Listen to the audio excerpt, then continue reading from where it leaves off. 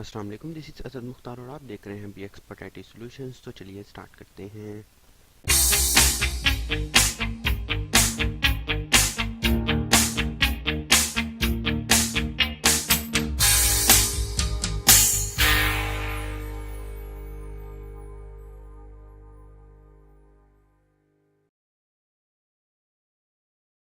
तो last video में हमने देखा, हमने कुछ कलर्स वगैरह सेट किए, लोगो वगैरह सेट किया हमारे फोटो थीम पर, और नेविगेशन बार्स के बारे में पढ़ा, और बार्स कौन कौन सी होती हैं ये भी डिस्कस किया, और कुछ पेजेस बनाए। ठीक है, तो अब हम थोड़ी सी इसमें मॉडिफिकेशन करते हैं और इसको सेट करते हैं कि किस तरह इसको आगे लेकर जाया जाए। तो ये है हमारा वर्डप्रेस और ये है हमारा फोटो थीम। तो यहाँ से थीम ऑप्शंस में जाता हूँ। तो अब ज़रा थोड़ा सा क्रिएटिवली अगर हम सोचें ना, तो ये देखें ज़रा, तो यहाँ हम कोई ऑप्शन ढूंढते हैं कि क्या हम इस बार को दरमियान में ला सकते हैं। उसकी वजह ये है कि ये देखिए, लोगो हमारा दरमियान में है तो लोगो की साइड पे आ जाए या हमारी बार दरमियान में चली जाए। तो देखते हैं कि इस थीम में कोई ऑप्शन मौजूद है कि जिसमें हम अपनी जो है मेन्यूज़ को कम से कम सेंटर में, अलाइन को सेंटर कर सकें ताकि इसको आगे लेकर चलें। ये हमारी थीम ऑप्शंस ओपन हो गई और यहाँ से अब क्योंकि वो नेविगेशन बार हेडर का एक पार्ट है तो ये चीज़ भी हेडर में ही आएगी। तो डायरेक्टली हम टाइम ज़ाया करने की बजाय हेडर पे यहाँ एक दफ़ा मेन मेन्यू में देख लेते हैं, क्योंकि वो मेन्यूज़ है ना। ठीक हो गया? नहीं, यहाँ तो कुछ ऐसा नहीं है। यहाँ तो कुछ ऐसा नहीं है। दूसरी ऑप्शन चलते हैं यहाँ पे, हेडर में गए और हेडर में हेडर टाइप में चले, मेन्यू में देख लेते हैं। मेन्यू में देखते हैं तो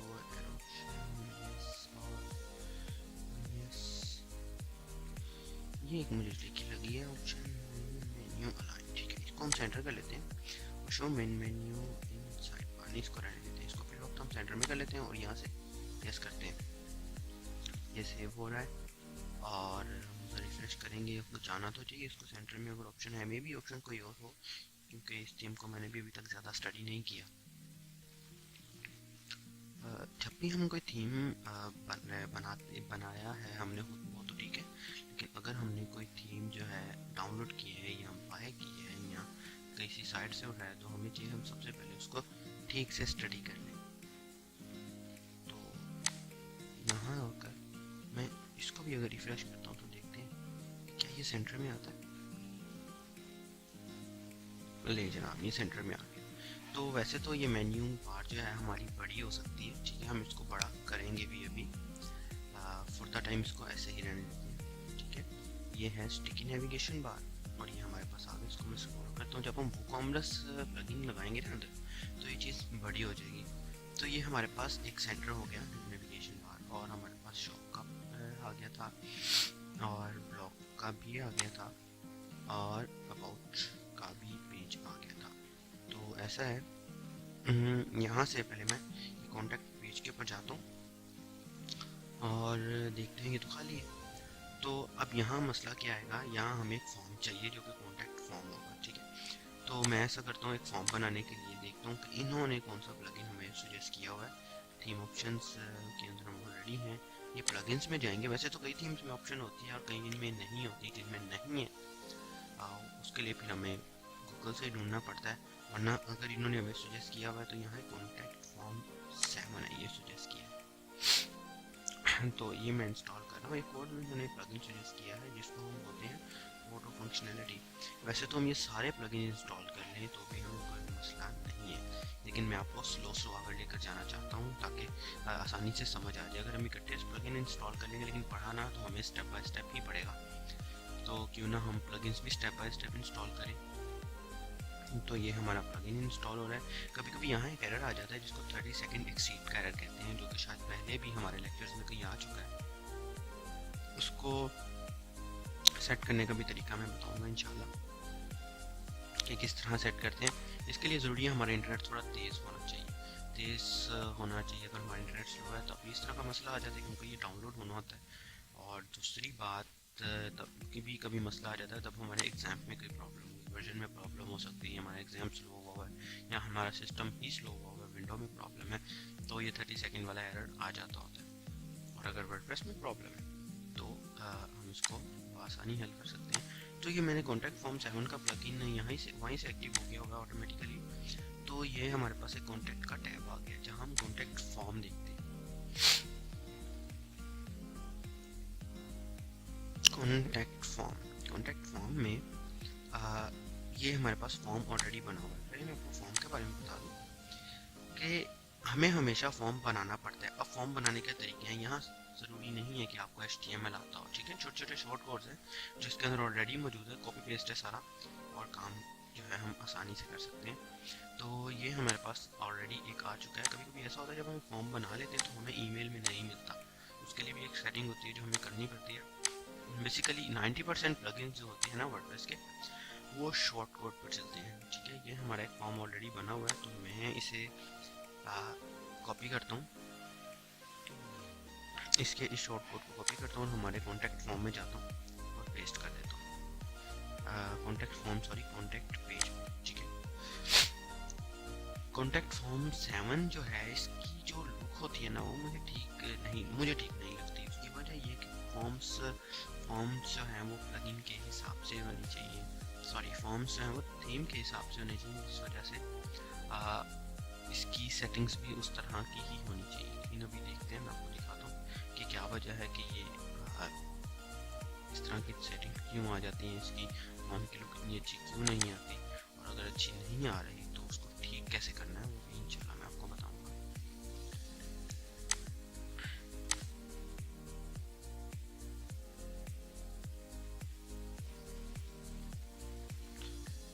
यहाँ से हमारा कॉन्टैक्ट फॉर्म आ गया। वैसे तो इसको सेट करने के कई तरीके हैं, लेकिन हमारा वर्डप्रेस जो नया अपडेट आया ना, उसमें काफ़ी अच्छी चीज़ें हैं और काफ़ी ऐसी चीज़ें भी हैं जो कि सूटेबल नहीं है हम पुराने यूज़र्स के लिए। जैसे ये एक आया हुआ है सिस्टम, ऐसे मैंने इसको खैर पेस्ट कर दिया तो ऑटोमेटिकली एक शॉर्ट कोड का सेक्शन बन गया, वरना मैं यहाँ प्लस पे क्लिक करके यहाँ और मैं एक शॉर्ट कोड की ऑप्शन बना सकता हूँ, ठीक है। ये मेरा पेज अपडेट हो गया है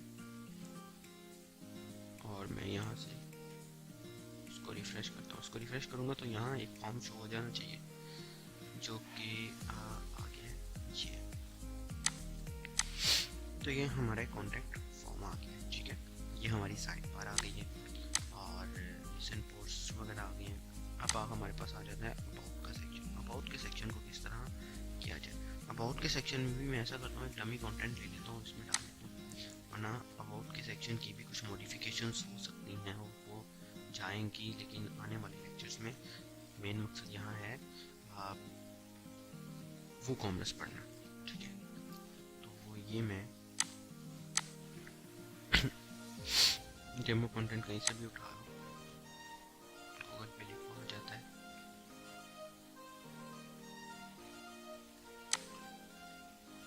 ये मैंने कॉपी किया और इसको मैंने दोबारा ऑल पेजेस में गया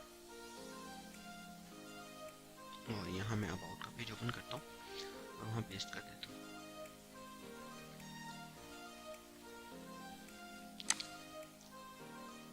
वैसे अगर आप एक्सपर्ट हैं ना, वर्डप्रेस में एक्सपर्ट हैं, तो आपको ज़्यादा से ज़्यादा मैक्सिमम 5 से 6 घंटे या चलिए 10 घंटे लगा दो, इतनी देर में आप एक साइट आसानी से बना सकते हैं, ठीक है। और अगर आपको ज़रूरत है पढ़ने की तो फिर फर्स्ट टाइम है तो ज़रा प्रॉब्लम होगी। हम स्टेप बाय स्टेप इसलिए चल रहे हैं ताकि आसानी से अंडरस्टैंडिंग हो, ठीक है।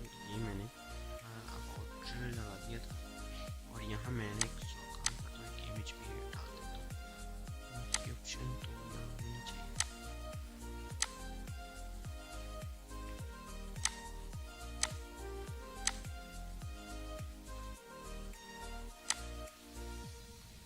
इसको पहले अपडेट करके देख लेते हैं, हम इसके अंदर इमेज भी डाल लेंगे।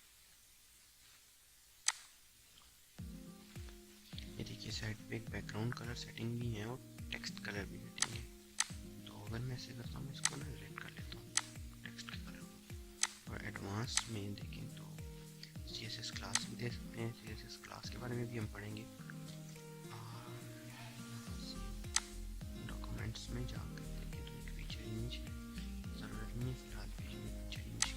यहाँ से इसको मैं अपडेट कर देता हूँ, ठीक है। और मैं यहाँ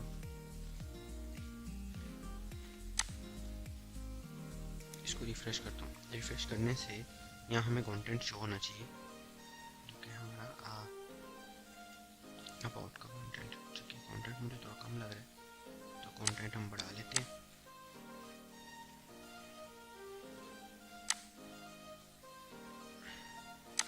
अपडेट कर दिया और यहाँ से जब मैं रिफ्रेश करता हूँ तो हमारे पास मज़ीद कंटेंट आ जाता है। तो उसके बाद आ जाती है ब्लॉक की ऑप्शन। ब्लॉक की ऑप्शन में हमें कुछ भी नहीं करना पड़ेगा। ब्लॉक की ऑप्शन जो है वो ऑलरेडी सेट हो गई। हम ऐसा करते हैं, हम यहाँ 3, 4 या 5 डमी पोस्ट कर लेते हैं, ठीक है, ताकि हमें आसानी हो जाए। ब्लॉग की ऑप्शन मैंने सेट करनी आपको बताई थी कि कौन से पेज पर ब्लॉग होना चाहिए ताकि हम पोस्ट क्रिएट करें तो वो उसी पेज पर जाए। तो अपीयरेंस में जाकर, कस्टमाइज में जाकर एक ऑप्शन बताई थी, अगर आपने मेरी वीडियो नहीं देखी तो पिछली वीडियो देख लें, उसमें मैंने आपको बताया था ऑप्शन का। तो उससे हम क्या करते हैं, होम पेज अलग से सेट कर लेते हैं, ब्लॉग पेज अलग से सेट कर लेते हैं। कभी कभी ऐसा होता है थीम्स में कि होम पेज ही ब्लॉग पेज होता है, ऐसा हम कर सकते हैं, लेकिन ज़रूरत नहीं है।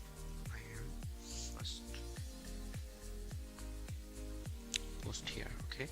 सो ये हमारी पहली पोस्ट, और यहाँ से मैं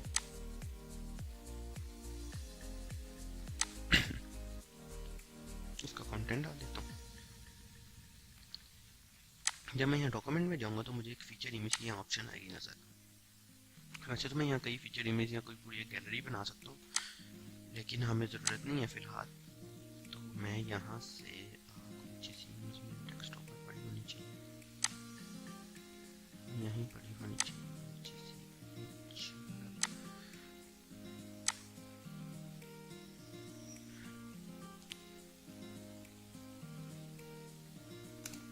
चलिए ये डाल देते हैं एक्सपर्ट की, क्योंकि ये एक थोड़ी सी चैनल की भी प्रमोशन हो जाए।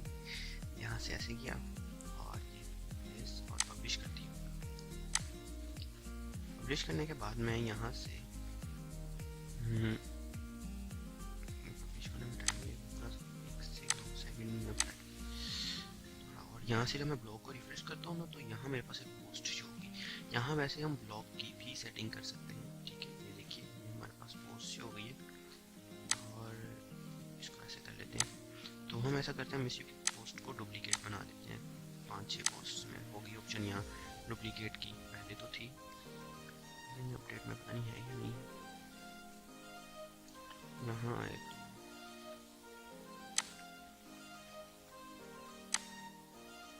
नहीं जनाब, यहाँ ऑप्शन नहीं है। सो हमें कोड पोस्ट क्रिएट करवानी ही पड़ेगी, तो एक ही बहुत है। अब हम जाते हैं यहाँ थीम ऑप्शन में और देखते हैं हमारे पास ब्लॉग के लिए क्या क्या ऑप्शन है। क्या हम ब्लॉग को सेट कर सकते हैं हम अपनी मर्जी के मुताबिक कि इसकी पोस्ट को ग्रिड्स में या लिस्ट में सेट कर सकते हैं या नहीं।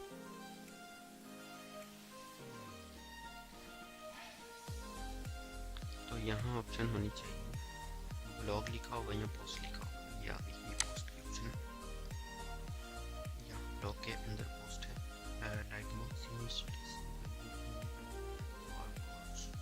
ऑथर भी शो है। देखिए अगर आपने साइट पे यूजर्स बनाया हुआ है, ठीक है, ये ऑलरेडी यूजर्स है, तो फिर ऑथर का नाम भी अंदर आए, ठीक है। और यहाँ ब्लॉग की साइड बार है और वो कह रहे हैं कि इस तरह ये फुल में है। वैसे तो हमारा फुल सिलेक्ट होगा, लेकिन जो मुझे पसंद है ना, मुझे यहाँ ये भी पसंद है और यहाँ ये भी पसंद है, और ये बड़ा ही सूटेबल भी होता है, ठीक है। हमारी इमेज जो होती है, और कभी कई दफ़ा ऐसा होता है इमेज की जो एक्सेस होती है या इमेज का जो साइज़ होता है वो कंप्लीट ये पेज पर अच्छा नहीं लगता। जैसे कभी मैंने एक इमेज लगाई, वो है तो एक थंबनेल है ना, तो पेज पर पूरा नहीं है।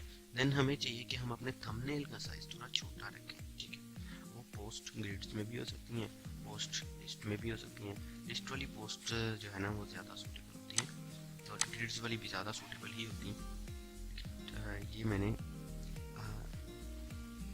रिफ्रेश किया इसको, तो मैं ये देखता हूँ कि ये मेरी पोस्ट ऐसे आ गई, ठीक है। तो वैसे तो यहाँ ये वाला जो टेक्स्ट है, ये वाला, ये भी हमें छोटा शो होना चाहिए। मैं जब यहाँ फर्स्ट पोस्ट पर क्लिक करता हूँ तो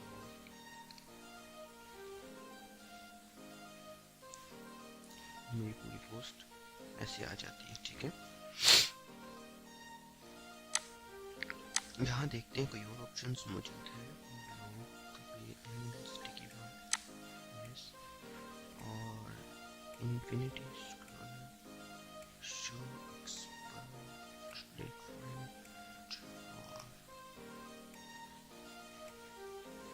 इसको मैं से सेव कर लेता हूँ। इसके बाद नेक्स्ट लेक्चर में हम पढ़ेंगे स्लाइडर।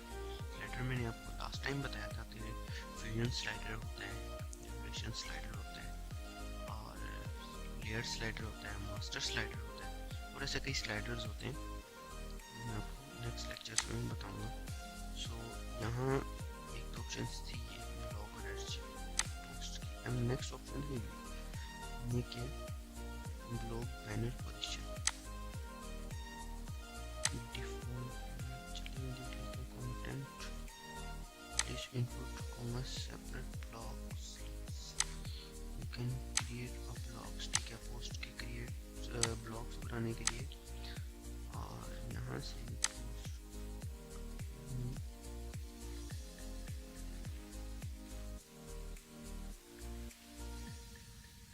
ठीक हो गया ये। एंड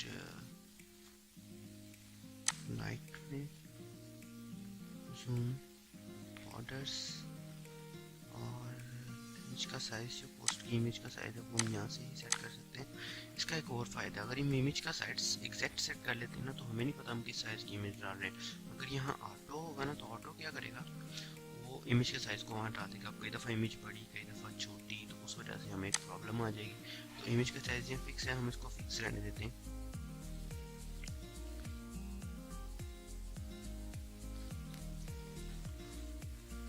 ये सेव हो जाए, उसके बाद जो बड़ी प्रेस की ऑप्शन इसमें मौजूद है। बड़ी प्रेस एक LMS प्लगइन है, इसके बारे में भी हम पढ़ेंगे।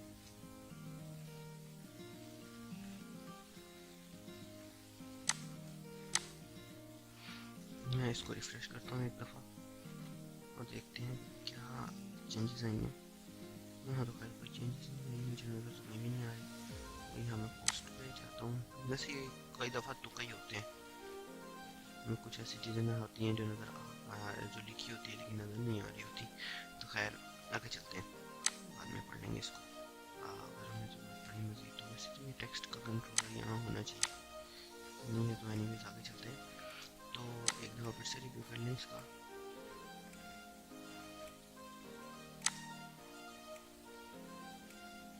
ये है सिंगल पोस्ट, ये है सिंगल पोस्ट का। यहाँ से अगर मैं सेव इसको कर लेता हूँ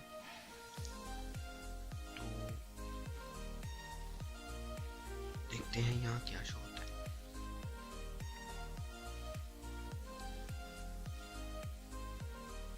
ये साइड बार है, विदाउट साइड बार है।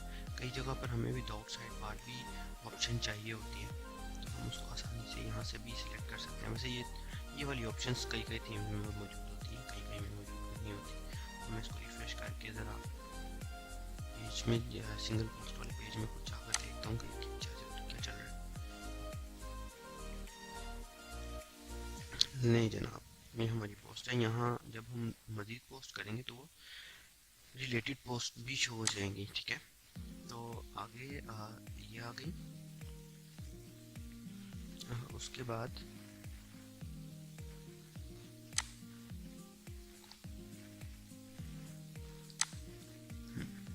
चलिए उसके बाद आगे चलते हैं। तो मिलते हैं नेक्स्ट वीडियो में रेवोल्यूशन स्लाइडर के साथ कि किस तरह हमें रेवोल्यूशन स्लाइडर को सेट करना है। उसके बारे में मैं कुछ डिटेल्स मज़ीद बताऊंगा जो कि आपको यूट्यूब चैनल्स पर नहीं मिलेंगी। ठीक है, तो मिलते हैं नेक्स्ट लेक्चर में। अपना ख्याल रखिएगा, सब्सक्राइब माई चैनल, और अगर कोई क्वेश्चन है तो काइंडली कमेंट्स में पूछ लें। Take care, always good bye.